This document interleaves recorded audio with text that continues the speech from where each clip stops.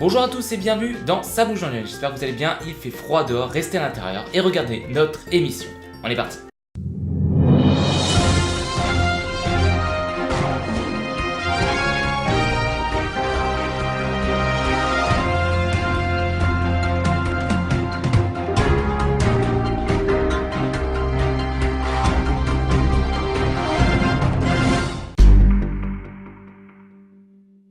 Une boutique solidaire ouvrira en 2017.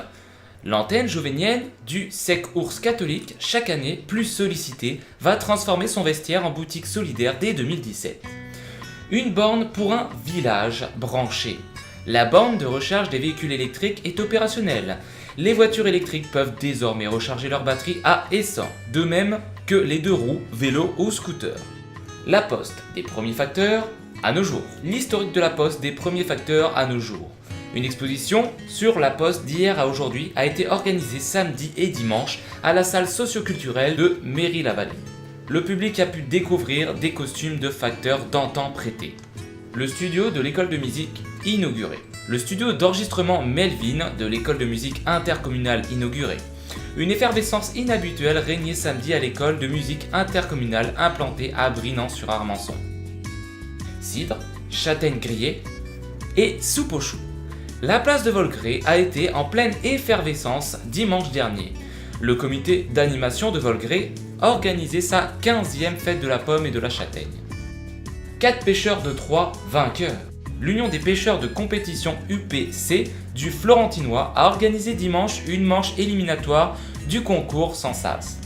Ce concours devait qualifier une équipe pour la finale européenne qui se disputera à Saint-Quentin, en Aisne, en octobre 2017. Les élèves d'art plastique exposent. Les élèves d'Ayan Art Plastique exposent à l'Office du Tourisme. Jusqu'au 30 novembre, l'association Ayan Art Plastique expose des toiles réalisées par ses 10 élèves de l'atelier de peinture et dessin à l'Office de Tourisme d'Ayan-sur-Tholon.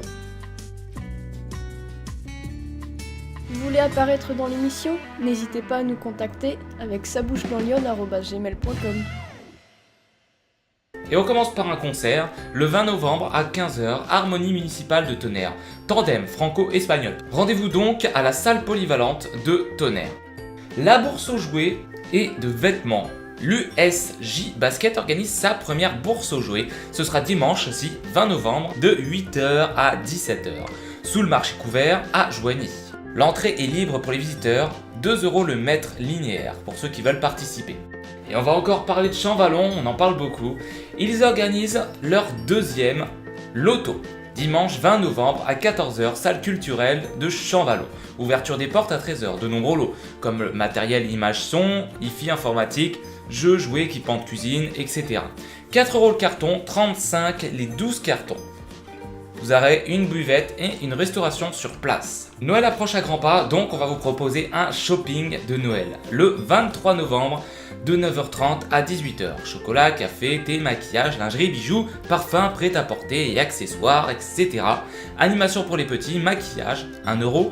Concours de dessin et les grands, dégustation. Vous allez aussi avoir du vin chaud, des crêpes. Ce sera 8 rue des Courtives à Saint-Florentin.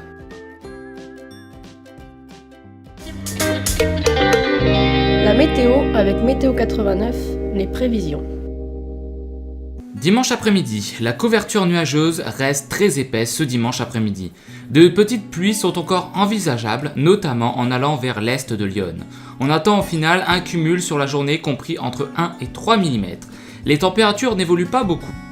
Lundi, cette nouvelle semaine débute avec de nombreuses grisailles sur l'ensemble de Lyon.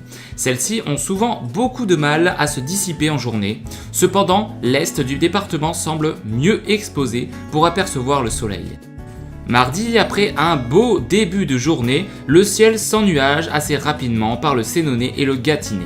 Il faut noter que la Vallonnais et le Tonnerrois profitent davantage des éclaircies. Quelques gouttes sont possibles l'après-midi, dans le nord du département, mais rien de conséquent. Mercredi et jeudi, les hautes pressions sont affaiblies par un courant dépressionnaire venant de l'Antarctique.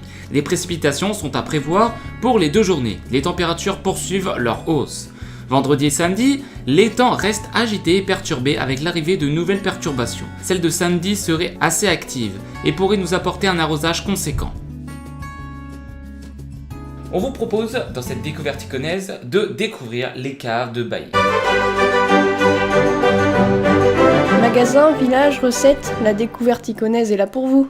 À Bailly, hameau de Saint-Bril-Vineux, exploitation à ciel fermé d'une carrière de pierre a donné naissance à 4 hectares de galeries souterraines, situées à 50 mètres sous terre. Pendant près de 8 siècles, de 1150 à 1920, la pierre calcaire, de très bonne qualité, a servi de matériau de construction pour les villes et villages de Lyon et de la région. Elle a également contribué à l'édification de châteaux, églises et monuments parmi les plus beaux du patrimoine français tels que l'abbaye de Pontigny. La rivière de Lyon, qui coule à proximité, a favorisé le transport des pierres extraites de la carrière. À la fin de son exploitation, d'abord transformée en champignonnière de 1927 à 1972, la carrière a par la suite été aménagée en cave en raison de son emplacement et de son humidité naturelle et sa température constante. C'est dans ce site souterrain exceptionnel des caves de Bailly qu'est né le Crémant de Bourgogne. Les caves de Bailly sont depuis plusieurs années ouvertes à la visite guidée pour les groupes et les particuliers. C'est l'un des sites touristiques exceptionnels à aller visiter dans Lyon. Un parcours dans les galeries souterrains propose la visite des caves et l'exploitation des techniques de vinification, ainsi que de la découverte de sculptures monumentales réalisées dans la roche par des artistes pendant une dizaine d'années. Le circuit se termine agréablement par la dégustation de vins régionaux et d'un verre de crémant. C'est terminé pour cette émission, merci de nous regarder, toujours aussi fidèles à nos vidéos.